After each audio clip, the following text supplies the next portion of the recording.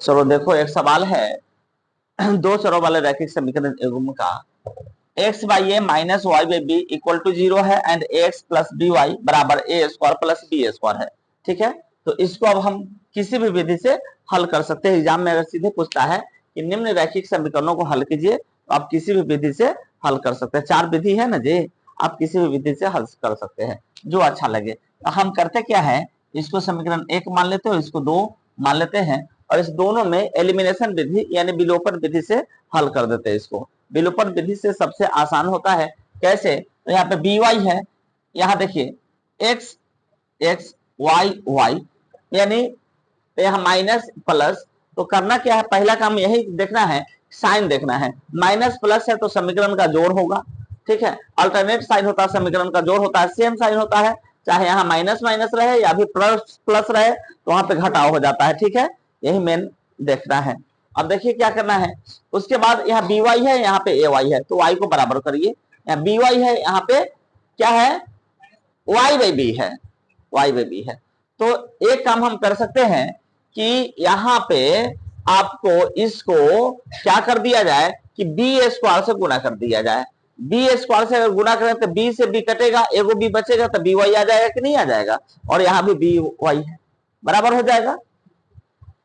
चलिए, तो हम किए क्या है, समीकरण एक गुना क्या कर रहे हैं बी स्क्वायर, और उसके बाद समीकरण 2 को क्या करेंगे, तो जोड़ देंगे। यही काम हमको करना है। ठीक है, समीकरण 1 को टोटल को बी स्क्वायर से गुना करके और 2 को जोड़ देना है। ठीक है, कोई दिक्कत, यहां तक अगर सभी लोगों को समझ में आ गया तो इसके आगे परेशानी नहीं है। मेन समीकरण को हल करने में यही पे ये जो बराबर करना है यही पे दिक्कत होती है, इसके आगे तो बस कैलकुलेशन है।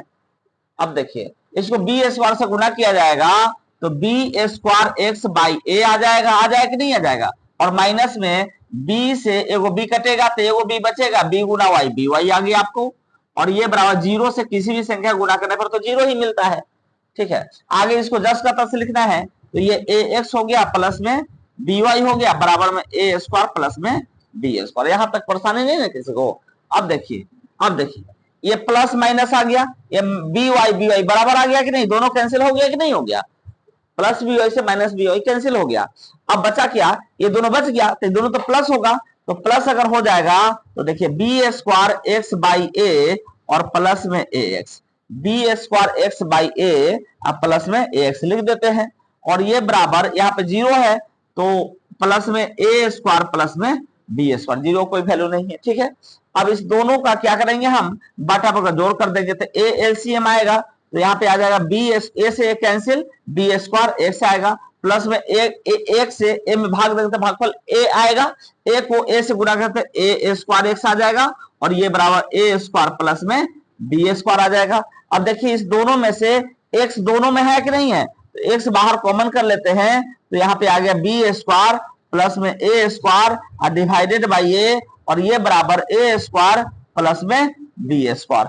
अब देखिए रूल हमारा कहता है इसके बाई में हम 1 दे सकते हैं, तो समीकरण के ऊपर से ऊपर कट जाता है, नीचे से नीचे कट जाता है, यानी ए स्क्वायर प्लस बी स्क्वायर से ए स्क्वायर प्लस बी स्क्वायर आपको कट गया कि नहीं कट गया। तो एक्स के जो माथा पर ए है यानी बाई में ए है, वो यहाँ क्या चला जाएगा, गुना में ए चला जाएगा, यानी एक्स बराबर यहाँ पे हमको मिल क्या जाएगा, एक्स बराबर इजिली हमको ए मिल गया। एक्स बराबर क्या मिल गया, एक वैल्यू तो निकाल दिए। अब एक्स का वैल्यू आप समीकरण 1 में रख दीजिए या फिर 2 में रख दीजिए, तो आपको y का वैल्यू भी मिल जाएगा।